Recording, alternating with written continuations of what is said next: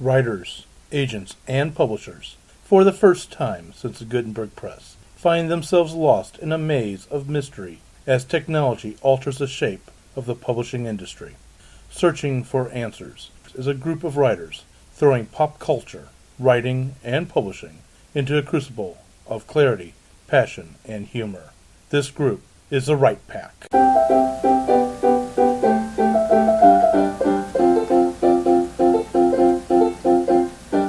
Welcome back to Right Pack Radio. This is your host, David Allen Lucas, author of various crazy stuff, articles, and articles on self-defense. And with me today is my co-host, Kathleen Kayembe, paranormal romance author under the pen name Kaseka and Vita.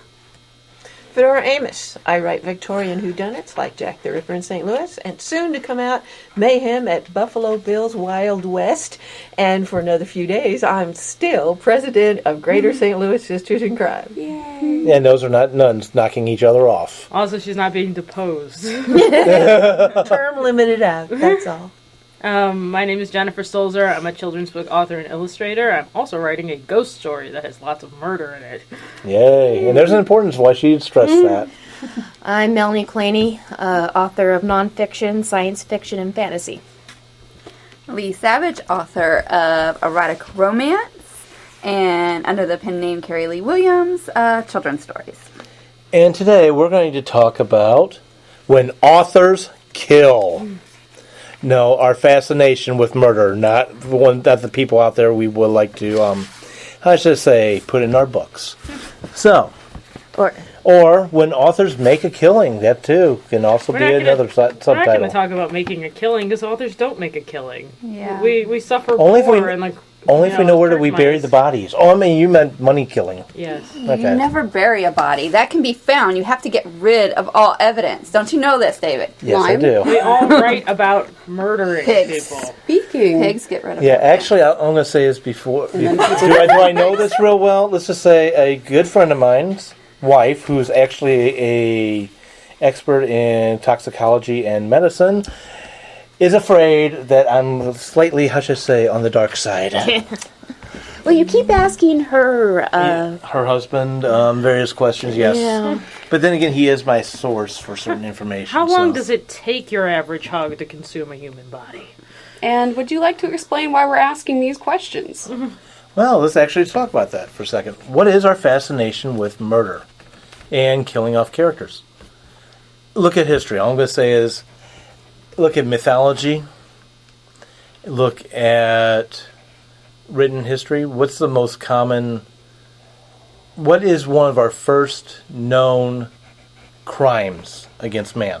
Okay. And when I say man, I'm talking about human beings. Oh, well, I'm going to give you one straight out of the Bible. The first murder. That's what I'm talking about. It was right after... Well, not right after. There's a sin that gets everyone kicked out of paradise. That's why it's called a crime against humans. And the next crime that happens is a murder, fratricide, the killing of one's brother. A brother is jealous of his brother, and he kills him because he wants, favor and good things, and he's angry. It is a crime of passion. It is the first murder, and that's where we get the term Mark of Cain. I'm going to disagree with only one thing. All right. I don't think it's a crime of passion. Jealousy, I would consider a crime of passion. Crime of passion is not pre-planned. It wasn't pre-planned. I always the way I always read the story, it was pre-planned. Okay. So that's we all have right. a Bible in here so we can look it up. Yeah, that's all right. I've got the app. I'm not looking it up, though. I don't think it says, so... I don't I'll remember. go It's been on too this long since one. I've read Genesis. But anyway, it still doesn't matter. Keep going. Yes. But, first humans insulted God, royally insulted. But it's a And crime then they against killed one a another. divinity. Yes, against No. God and then against man. They blotted out a life. First murder, probably the first death that had happened. Because Adam and Eve are still alive and they have 2 kids. Nobody's died yet, and suddenly Abel, this innocent, is dead. Well, we don't. Well, let me jump. Just let me put on theology girl hat. All right? We don't know that they only had 2 kids. Those are just the 2 that are mentioned in the story. They have hundreds of children. Yes, because they they do. live for a bajillion years. But no Yes. other death is mentioned before then, is what I meant. Yes, it's the So- first recorded sin man to man in the Bible. And it's the first recorded death, Yeah. which is the other thing. Death was something that wasn't supposed to happen originally. And So the entire thing was wrong. It was a thing that never should have been, and it was a crime, and it was a murder. And if you look at other... understanding that all mythology at one point in time was a theology. So, guys, I'm sorry, I'm not insulting anybody. I'm just expanding out to other religions and so forth. I'm so insulted. I know. Anyway, but take a look at all of them. You've got some type of murder occurring. Either the murder is occurring as a form of creation, or God, in my mind, what was it? Aztec mythology that someone had to be split open. I don't know. I've got the wrong one in front of me. Well, I was thinking of Egyptian mythology, Set murdering Osiris. And Isis puts them back together. Yes, and then he resurrects. You've also got, look at Kronos and Zeus. Zeus has to kill Kronos, and eventually Kronos was eating all of his children, technically. He was murdering them, he thought. Yeah. He was swallowing them whole. He was swallowing them whole. Means. It was essentially, though, to ensure they could never depose him because he had heard one of his children was going to take his throne. Right. So he may not have snapped their necks or left them exposed to die, which was something that happened in Greco-Roman cultures when you expose babies to die. But he was, in essence, murdering them. Right. Yes. Oh, Baldur, is that his name? In Norse mythology. Yeah, Baldur's one of the gods, so keep going. In Norse mythology, there's a god that everybody loved. He was great. And they decided to make him invincible. The gods did. I don't remember why. Because he was swell. He was awesome. And they wanted to make sure nothing would kill him. So they got everything and everyone in the entire world to promise they would not harm him. Except for this branch of mistletoe. So then all the gods were like, hey, he's invincible now. Let's chuck stuff at him. This is great fun. So they were chucking stuff at him. And Loki, who's kind of a jerk, and the god of mischief, had talked to some mistletoe, and the mistletoe had never said anything. I don't remember if they asked it and they said no or what. I don't think they thought to ask it in some versions. Because it was insignificant. That's probably what happened. And Loki handed somebody some mistletoe, and they chucked it at Baldur, and he died. Everyone was a little angry.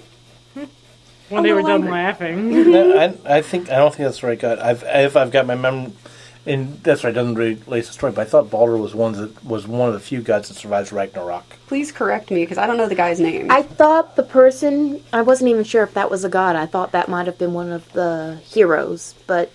We know our mythology, folks. Yes, we do. Right now this isn't the mythology talk. But anyway, why do authors kill? Why don't we also think on early man, the Mayans? They used to sacrifice. No, Aztecs definitely did. Why do people kill each other? Is a what's our fascination? Deep and social psychological debate that we could have about all sorts of things. We're talking about specifically the people that we make up in our brains. Why do we like to flay them within an inch of their lives and push them down a well? Specifically, we're talking about fascination with murder. And one of the reasons we brought this up was in part Fedora. We were excited to have you here. And one of the common themes in crime novels is a murder. And I was like, why is this a thing? Why isn't it all thieves? Or, I guess Robin Hood's an example of why it can't always be thieves. But why is murder so fascinating to us in our TV shows, in our crime novels, in our novels that have nothing to do with crime? Shall I tackle that one? Go for it. We're all looking at you. Yeah, I've got someone behind you. Go ahead. Murder is all about death, of course, and death is the key to it, however you get to it. Because death of a person leaves a hole in the universe. It will diminish the lives, not only the people directly around that person, but in rippling waves out to wherever, because you have all kinds of loss. You have loss of the potential that person might have had. And the younger the person, the greater the potential. Edgar Allan Poe always said that there was no poetical subject in the universe than the death of a beautiful woman. Because it's not just the death, it's not even just the hole in the universe, it's the lack of beauty that we now must suffer. It is therefore the ultimate in fascination, because we have lost so much that we now never have the opportunity to experience. And that's what makes a murderer so dastardly, and why writers want to write about them. That description made me really sad. That was gorgeous. Good job. And also too, not only is the author fascinated, but usually the reader is fascinated more by murder. I mean, okay, let's look at society, just modern day society. Investigation discovery, always known as murder porn. Come on, that entire thing, the entire channel constantly puts up murder. But if you think about a story, and I'm going to say I'm paraphrasing Agatha Christie or P.D. James, I think Agatha Christie, who was talking about, well, you could write a story about, I am going to paraphrase, Melanie's pearls have been stolen. They were worth a couple $1,000. That's only going to get you so far, versus Melanie has fallen dead in her oyster soup because someone has poisoned her. Sorry, Melanie. He just killed off his fiance. Yeah, just, whatever. Hey. Black widower. It's what you sign up for when you agree to marry an author. Yeah. Especially one who does write crime. Go ahead. Oh, about what Fedora was saying, how we lose all of this potential. We do. I remember when Octavia E. Butler, who's an author, when she died. She was, I think, in her early 50s. I didn't realize she had died. Yeah, she did. She actually died right when I was in a sci-fi class that had just finished a book of hers. She was going to come to the school, and suddenly she was dead, and it was awful. Yikes. And one of the things that was going through my head when I found out she was dead was, there are all these stories that she took with her that no one's ever going to see. Mm-hmm. And I think Neil Gaiman handled that sort of thing well in his Sandman comic book series. Lucian is a character who works in the Dreamverse. And Lucian has this library, and it's the most amazing thing ever. It's full of all the books ever. The ones that were written, the ones that were never published, the stories that people thought and never wrote. It's beautiful. I want one. But yeah, there's so much potential that leaves when someone is killed. And I think that's probably one of the reasons that in crime novels where I've read, there's a serial killer so they can keep killing, so they can keep being hunted by the police. But one of the things that they tend to do that I've read is they make you feel for the victims right before they're going to die. Like, it starts a chapter with a new person, you're getting into their lives, you're like, oh, this is a great person, I hope they don't, they're going to die. They're so going to die. And you feel awful when they do. That reminds me, I just happened to watch an original Star Trek story. It was called The Balance of Terror. That was the name of the episode. But it began when Captain Kirk is officiating at a wedding that gets disrupted, and they have to all go do something else when they get word that a starbase, not a starbase, some outpost has been damaged and destroyed. And guess who dies during that episode? Spock. No, it's the guy who's going to get married. Yeah. This was the groom. This was filmed in the 60s, so I'm not giving any spoilers. Oh, I was going to also bring up, like, our fascination with crime shows, but not just fake crime, made-up crime, fictional crime. Mm-hmm. True crime shows. Huge. That's and what I was talking disturbing. about. Yeah, Dave was mentioning that. That's what I was talking about, murder porn. Go ahead, Fedora. Oh, wait a minute. Maybe someone should actually define murder porn since you've just used it a couple of times. I don't think I need to. I don't know. Kathleen looks kind of confused. Go ahead and define it, because I'm pretty sure I know what you're talking about, but we're going to cabbage head this like good people. Okay, murder porn basically is the constant fascination and rewatching of basically murder. The fascination of watching it. This is my definition. There's nothing official, but it is a constant. Have you ever watched Investigation Discovery? Yes. Okay. Or things like it. Okay, imagine watching it 24 hours a day, 7 days a week, and you're just constantly wanting more and more and more and more and more. That would desensitize you to a lot of things very quickly. Well, yes, it does. And also, that's why the Romans did the gladiatorial games. One of the reasons is it desensitized. Really? Yeah. Why did they want their citizens desensitized? They wanted Because their they were warriors combat. They desensitized. wanted warriors desensitized. They were built on war. So, oh goodness, what was I just going to say? Before Something that? about turn it over to defining Fedora. murder, restating what murder porn is. Oh, I was going to bring up news and ask if that would qualify, because there are murders that happen. Oh, like, God, there are the news murders that is- have been caught on tape, on film, and the news will just play them over and over, just like it played when the Twin Towers fell, over and over again, until it became a thing that had no emotional context anymore. Yep. Would that constitute murder porn, depending on what they're showing again and again and again and again and again? I think on they. I if think you, they like- play on that. Yes. I don't Depends know on if what you to call it. consider the porn element to be, by calling it porn means you continue to enjoy it and you seek it out and you look for more. Right. I don't know if that's so much of a desensitization as it is an escalation of like finding more of it and needing more of it. I guess that involves a certain amount of desensitizing, but it's like you're trying to combat that. It doesn't end in boredom. Right. It ends in finding more murder. So is that part of why our horror movies then have gotten more horrific? We have things like slasher flicks now. We have gore porn. Splatter porn. Splatter porn, there we go. You got like Saw. Saw definitely falls into that. Yeah, body horror stuff. But people watch all these things. Have we gone so far down the spectrum that we're desensitized to lighter things? Like, I'm pretty sure Psycho wouldn't scare as much as it used to for... It won. I just want to say, recently I just rewatched like the Jason films, which was like terrifying when I was younger, and they made me laugh now. So that's the change. So are authors killing too much now? Like, what are we doing wrong? Does it take more to get the same emotional impact? It depends on what your audience is, because not everyone watches murder porn of various types. So, okay. Okay, wait. Let me. I've been trying to jump in. I can't. And I know, Fedora, you have something you want to say, and I want to turn it over to you first. No. Well, I'm going to go somewhere else with it. Okay. I'm going to focus on writers a little bit. I do. Yay. I do too. But I'm going to toss out. Then I'm going to do two things. First off, point blank, and I'm borrowing from. Actually, I'm not going to borrow. I'm going to quote Joseph Campbell. If you don't know who he is, definitely one of the great minds on mythology. Hero's Journey. Hero's Journey, right? He's also very much influenced many writers and screenwriters, like George Lucas, for example.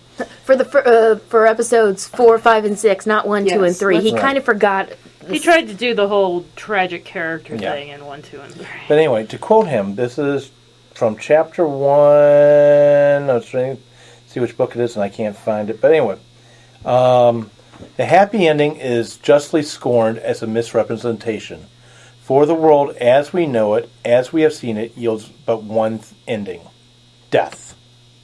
Disintegration, dismemberment, and the crucifixion of our heart, and the passing of forms which we have loved. Next, in murder, please jump through, just correct me if you disagree with me on this one, Fedora. When a writer, especially a crime writer, is talking about murder, the murder, while it is fascinating in itself, it is a dark edge. It is what causes the reader to want to continue, or should, if it's being handled right. The murder is not the main point. The murder is a break in the balance of that life. In other words, borrowing from P.D. James, Phyllis Dorothy James, you've got it, and I'm saying borrowing. Picture your families. You're at a family event. Okay? You know everybody. Everybody could be happy. They could be yelling at each other. I don't care. Suddenly, out of the blue, one of your relatives passes away right there. It is actually murdered at this event. You now have a cry for justice, a cry for who did this. You also want order to be restored. But what's the other part that happens in this? You now usually have somebody who's going to investigate the crime. So you've got yet a second disruption, necessary disruption, in the life of you and your family. Now that's true in real life as it is in the murder mystery. So it's actually the murder, while it is the catalyst, if you will, it is all the disruptions that are happening now inside of the characters, that society, and the questioning of that society to eventually come back to some type of balance. Would you disagree with me? No. Thank you. Fedora wants to go down another road. Are you dovetailing into what I said? Or? Nope. I'm going to probably have something to say about what Fedora has to say. Okay, then we'll let Fedora because go. I want to go into writing. Okay. Yay. Looking at this from a mystery writer's point of view for a little while, death is an ultimate. It's a finality. It is something concrete. And as Dave was talking about, that makes it a good precipitating event for mystery, in which you go on to solve, and you go on to talk to people and find clues and evidence, because you have a firm starting point. Try to think about a mystery that did not have a firm starting point. Doesn't it just simply get mushy? Mm-hmm. And you have no real concrete goal. And that's the main reason why I think mystery writers will often start with a murder, a death at least, which may turn out not to be a murder, but certainly is a death. And there are editors who will say, they used to say it had to be in the first 50 pages. Now, really, it probably ought to be in the first 20 pages. And that is what gives you the possibility later on of guessing about things, because you have the precipitating event, which is final, and it is a final goal. And you must get to the end of it if you're going to have a satisfying conclusion to the mystery. So that is how it applies to writers, mystery, in my estimation. Now, much more rare, but it's not always, even in a murder mystery, sometimes the initial crime isn't a murder. I'm thinking in some of the Sherlock Holmes stories, he always has the client coming, and the client might be trying to get back a missing object or something that was stolen, or he's afraid of being murdered, but he isn't dead yet. Right. You'll find that in several mysteries where things escalate up to the murder. But going on with that, we're talking about short stories primarily that Conan Doyle wrote. Yeah. And everything, I'm just saying that for most mystery writers, death is going to be the ultimate, because everything else can be cured, replaced, somehow fixed. Pearls that are stolen, well, you can get other pearls. People get beat up, they can heal. If things are lost, even if it's something like a limb, you can get an artificial limb. Mm-hmm. Everything else has something to ameliorate it, at very least. Death does not. Do we have an equal fascination with all kinds of death, then, or is it mostly murder? Because I'm thinking about self-sacrifice. There's a show called Criminal Minds, and in one of the episodes, a woman on death row, we find out over the course of the episode that she is innocent of the crime that she is being killed for, murdering her son at the behest of her then husband, who is also on death row because he was a crazy psychopath and a serial killer. Anyway, you find out that her son is alive and well, and she is going to the electric chair for something she didn't do. But you see, she's being murdered by the state. Let me finish. Okay. That's completely beside the point. She's done. You find out she's going to the electric chair for something she didn't do, for a crime she didn't commit, a murder.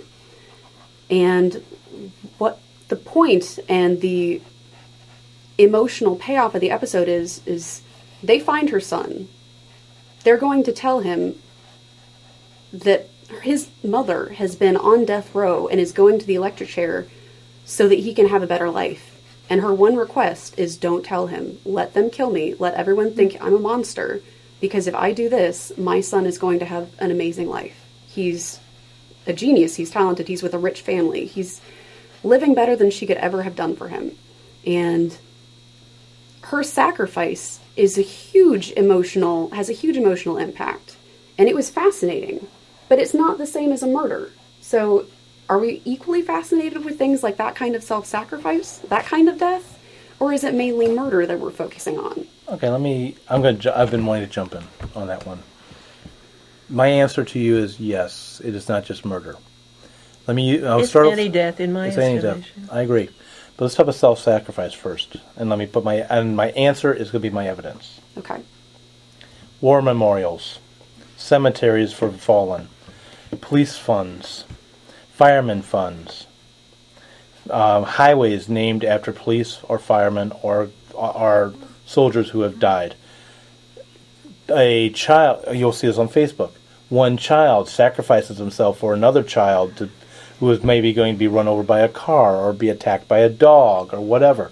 Look at how many likes or how many times that little information has been shared. If you look at all this information, the answer is yes. Our fascination is very high with that. It comes with a respect. In fact, let me add to that the respect. United States, the Medal of Honor. Highest medal. What's that awarded for? Usually self-sacrifice, high extension of honor, and usually leading to the death, but not always a death. It's usually somebody who has really put themselves on the line to put themselves very far on the line to save their own fellow troops. I'm trying to come up with a better phrase of saying this, and all my soldier buddies are yelling at me. I know. Do we write that as much as murder, though? Depends on the story. Yeah, for murder mysteries, the answer would be no, but for other types of stories, yeah. But I was just thinking, one of our fascinations for death is death of a potential. So, for instance, Grandma dying in bed at 96, unless she left a mystery behind in her will, usually doesn't have quite the emotional impact as a young person dying or someone dying right before they're about to do something really vital or important, because that's the loss of that possibility. Leaving a hole in the universe. Yeah. Go ahead, Fedora. Oh, I think the reason why murder is kind of at the top of the list of all of these things is because it satisfies a different psychological need of humans. And that is to get to the root cause and create justice.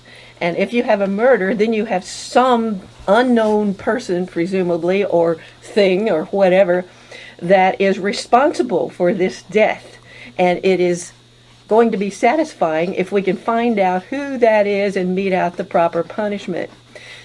Create justice. And that brings us back equilibrium in the universe to some degree, though not as good, of course, if the person had ever died. Yeah, sometimes it raises a question. I'm completely agreeing with what Fedora just said. I'm adding to it. And sometimes it raises the question of, can murder ever be justified? And where I'm going with that is, I'm not talking about the justified killing here. Somebody breaks down my door and is coming in, or I interrupt the rape of a child and I shoot the bad guy. That's not what I'm talking about. You get somebody out there who, I don't know if Fedora deals with all these types of characters. I know I do sometimes. Somebody who's out there to destroy other people's lives. It makes them feel better, or whatever their true psychological need is. So are you talking about serial killers justifying No. it? Or, okay. Okay, perfect example.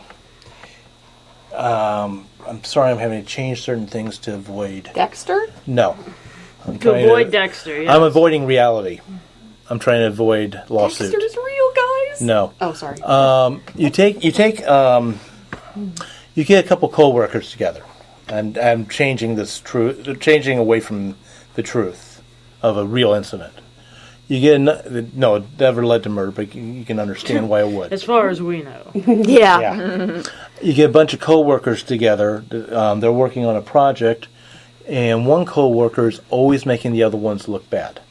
They get promoted. Then they decide they're going to try and make their farmer co-workers, who actually know the truth about their own incompetency, make them even look worse, and keep on driving them. Let's say they get their farmer co-workers demoted, drop in money, prevent them from promotion, do any kind of backlash, if you will. If somebody challenges, let's say Lee and I are co-workers, and I'm that bad co-worker I'm describing, and I do something that causes Lee to miss out on a $5,000 bonus.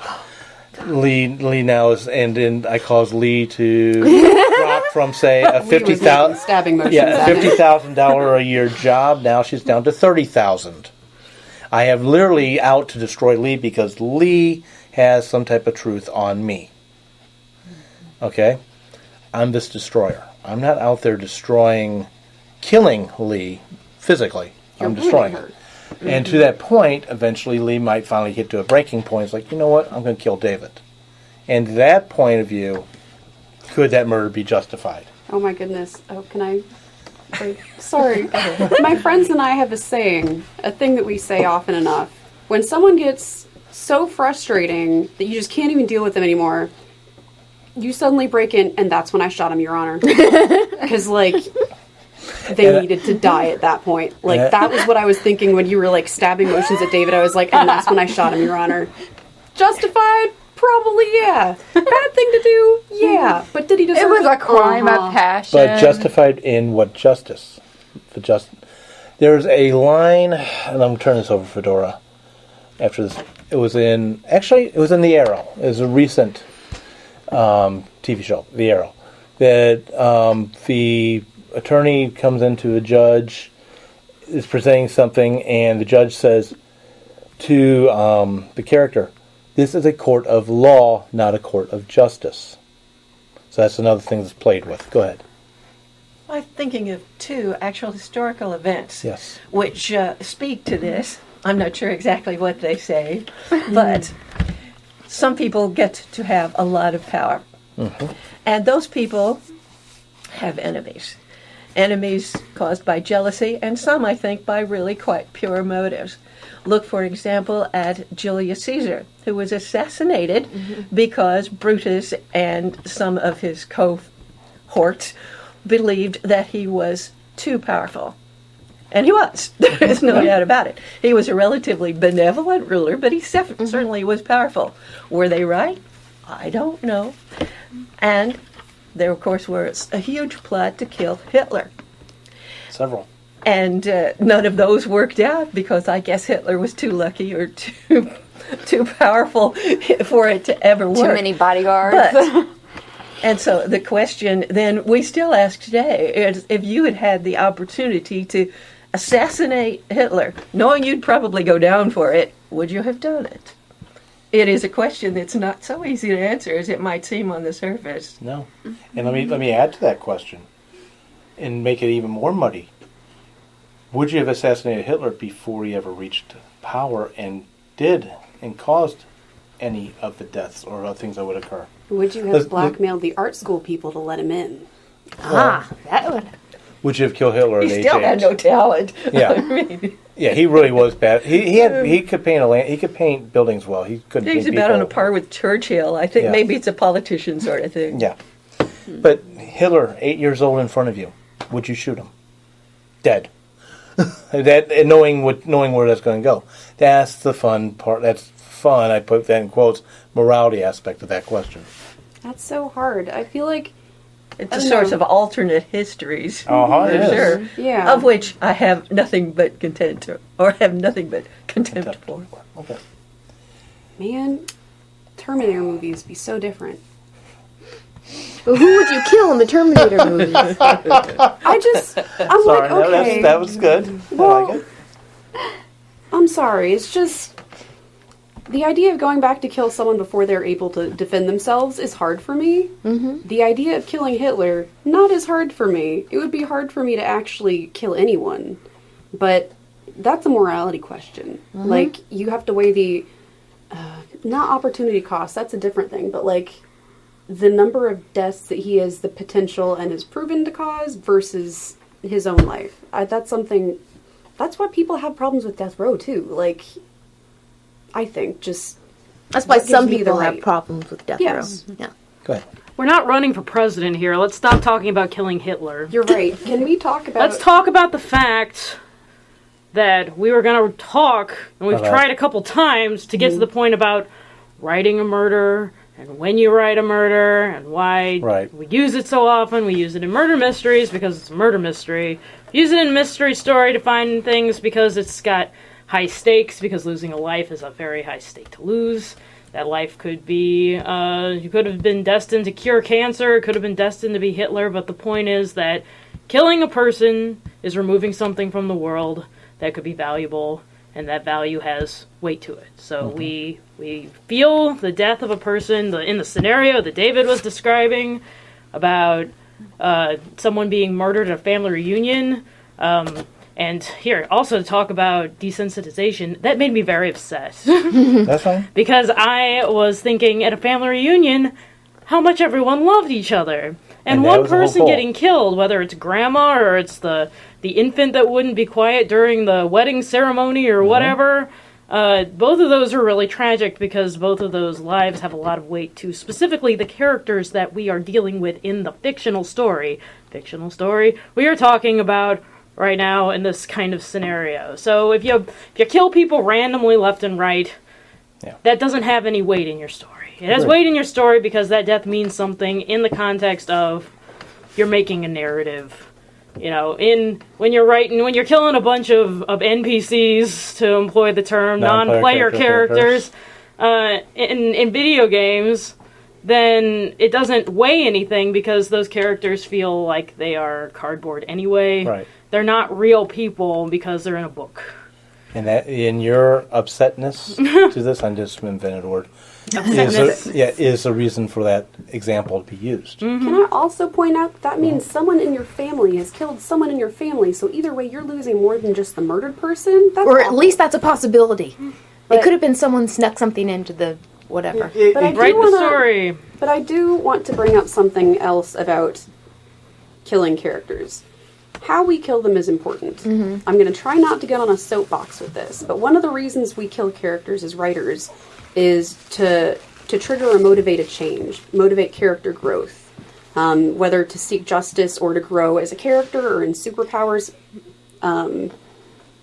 It gives characters a motivation to change that, if we're on the hero's journey bent, gets them out of town to begin their journey into a greater heroicness than when the world was all right, before the imbalance happened. Or gets them to evolve beyond their own mentor. Yes, but... Speaking of examples of this exactly, it's the original Star Wars, because I'm not going to do any spoilers for the new one. Let's not even talk about it. Yeah, let's skip that. No, but the original... Kathleen was in the middle of an idea. Keep going. Yeah. So, the way we kill characters is just as important as who we kill and why we kill them. We can have all kinds of motivations as a writer. If we wanted to do a family drama, we could do David's example, and that would give us motivation to maybe make character X, who has had this fraught relationship with another character in their family, finally mend fences because the family pulls together. In the Broadway musical Alexander Hamilton, the death of Hamilton's son brings Hamilton and his wife, who had a very fraught relationship once his infidelity came out. It brings them together as characters. Like, the way that they handle it in the musical was very good. It was a terrible situation, but they used it to bring character growth and change to both Hamilton and his wife. How we kill characters, though, there's something called fridging a character. It started in comic books, women refrigerators. And what would happen is a woman who was important to a superhero's storyline would die. Often off-screen, but not always. And her death would motivate the character, the superhero, to grow, to develop new powers, to go on a journey of self-discovery and of, becoming a more powerful, more competent superhero. He would become a better person because this woman in his life had died. And I think we do that a lot still. Like, we'll often it's still a woman, unfortunately. Video game character X's wife and daughter were murdered, and now he's going off on a journey to kill their murderers and blah blah, seek justice, vengeance, story, retribution. And that's the beginning of a bunch of video games. A bunch. And it's not just video games. But that's also sending a message when you kill a woman that way, or a character that way, that character is just, it's a lamp. You just smashed a lamp. They're no more important than that. And so how you take your characters out should be given some thought. Well, there are two schools of thought on that. Though, go ahead, you had your hand up. I want to just say you also have to think in the mind of the killer. when you're doing it. What motivates the killer? Why is he killing? And that will motivate how he's doing the killings. Because you have to put yourself in that. And you have to remember, as killers keep killing, if you have a serial killer, a lot of times there's a progression. Either more violence, or either they finesse their signature that they do. So you have to keep that in mind, and that will also determine how they're taken out. And sometimes when you're doing serial killers, you need some of those cookie-cutter characters in the beginning to kill. But the whole point is that serial killer's moving up to one of your main characters. The one that you really feel sympathy for, and when he gets there, then you're hoping that they get overtaken. The concept of fridging is basically taking advantage of one character to provide motivation for someone else who had no character. Like a superhero, he's altruistic, bland milquetoast, and there's nothing about him that's interesting to motivate him. He doesn't have any strong feelings. So we killed his girlfriend. Oh, sweet, now he has something to fight for. It's, fridging, as a trope term, is the substitution of killing an extra character, a boyfriend, a girlfriend, child, wife, mother, etc.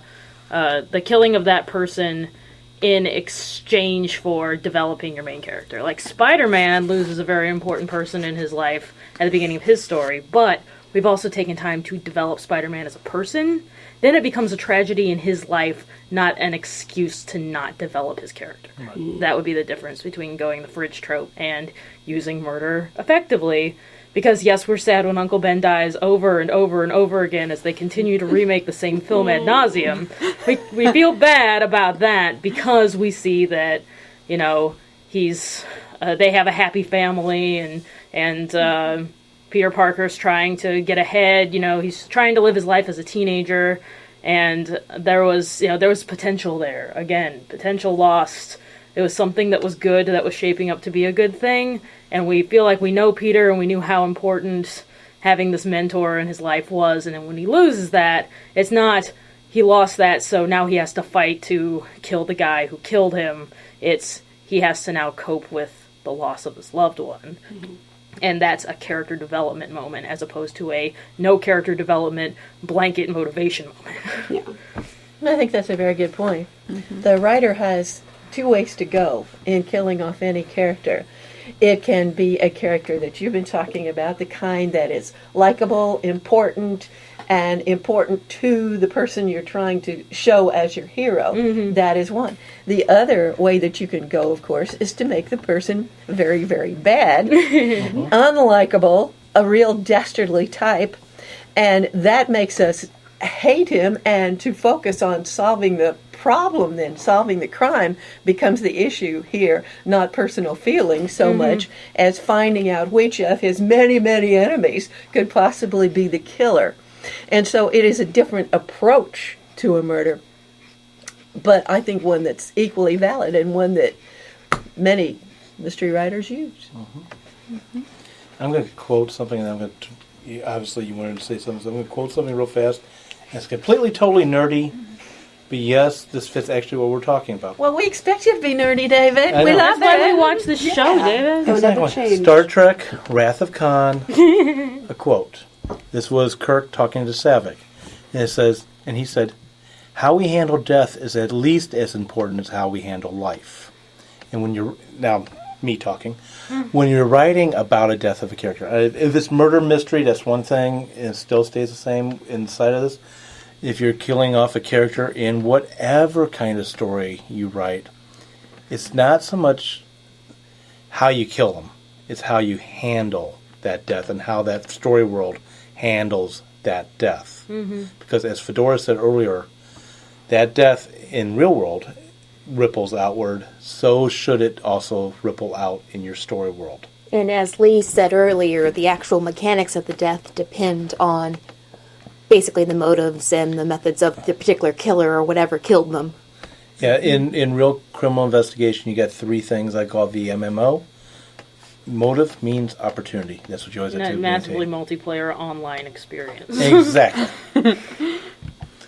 So, what about other? Go ahead. Yeah, I think we were going the same place. Non-murder, other types of writing, non-murder mysteries. So we've mentioned before the hero's journey, Luke Skywalker felt stuck in his moisture farm, but then his aunt and uncle were killed by, it looked like raiders. It wasn't raiders, but it looked like bad guys. Grr. Yeah, they were killed by the bad guys. That freed him. He didn't. Now he's no longer tied to his home, so he can go off. Later, and I think it was the same movie. Ben Kenobi dies? Yeah, Yes. Ben Kenobi dies. His Same mentor movie. dies. So again, that he has to deal with that death or loss of his mentor. Then another one I'm just going to throw out, and I'm going to turn it over to you. One which I remember an entire audience cheering about. Who remembers Jurassic Park? Who remembers the attorney running into you the... were talking about the lawyer. Yeah, the lawyer runs into the... aliens too. The blood-sucking I'm lawyer. an alien. Yeah. Well, Aliens are one of my favorite movies. me, I write, erotic romance, but because I have vampires, I actually have a lot of murder in my books. In the first book, I have the female character is an assassin, so she commits a lot of murders. In my second book, I have a serial killer, and there's a lot of murders. I would say the one with the serial killer probably fits a little bit more with the normal crime motif of trying to solve, whereas the first one, we never try to solve those murders. The murders are just, it's leading you to the point of she's supposed to eventually kill this victim once she gets the information she needs, but she ends up falling for him. And then she's tormented with this, that she's always been able to do her job and kill before, and now why can't she kill this particular one? And so it was a motivation thing, and with the romance, it was a torn. So there's a different motivation than the crime aspect. Speaking of assassins, there's a book series by Jennifer Estep, I'm not sure how you say her last name. It's Estep, called the Elemental Assassin series, and it's about an assassin who has elemental powers. Elemental assassin. And one of the things that I love about her is she has a code. And she will kill for free if the person she is killing, if she feels that it is just, that it's a just killing. And, so there is a man who is assaulting a woman's daughter, and he's not going to jail because their society is corrupt. He's not going to get punished. She kills him for free. That's pro bono work. She just does that because he needs to die. And I wanted to bring that up because often enough, if there's a killer in a story, they have a code. Dexter is a serial killer. He has a code. He only kills serial killers who especially are not going to, seek justice. We love vigilante justice. Superheroes, case in point. But, when people kill, they have a code, often enough, in good characters. Can we talk a little bit about that? What makes us sympathetic to people who murder other people? I think David was talking about that earlier. At what point does, I think the legal term is mitigation, but at what time does the motive become justifiable for the sake of justice, if not for the sake of law? I think you just have to really make the character that's being killed, or that the other person is killing, is way worse than the character doing the killing. Or, I think I would disagree with that slightly. I think you would need to make your killer's motive good enough for your reader. I'm going to go with the motive part on that, and I'm going to change it a little bit. One book unwritten, one book series that is written. The book series written by Dakota Banks, which is a Missouri author. Last time I checked, she's still in Missouri. About a woman who basically became an assassin for a demon. And the trade-off was she was going to get to live forever. And at some point in time, I'm not going to ruin the stories for you. At some point in time, she finally has a challenge of conscience. Crisis of conscience? Crisis of conscience, thank you. I knew I was getting the phrase out wrong. And there you still are following her. She's still having to kill in order to stay alive. There's a motive there. I had a story which has not seen the light of day because I wasn't ready to write it at the time. But I'm going to write it eventually, and that is the Devil's Bounty Hunter. About a corrupt cop who gets killed, sent to hell.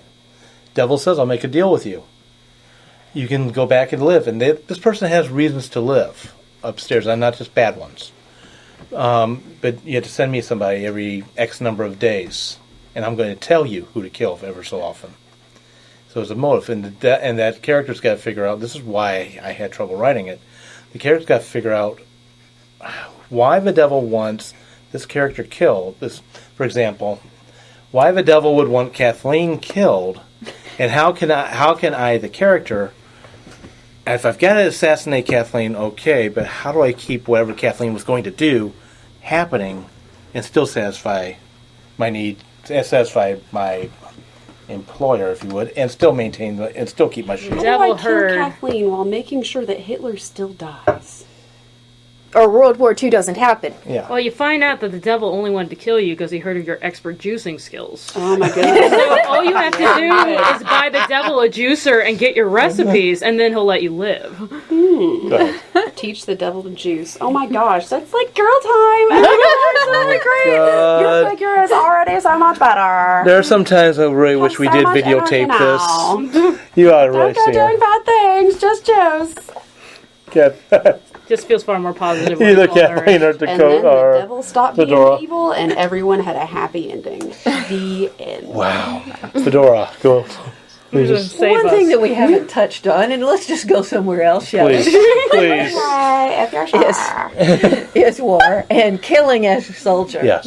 Because that I find a very interesting thing. And of course, there are lots and lots of books written about war and its effects, not only on but particularly, I think, on the soldier.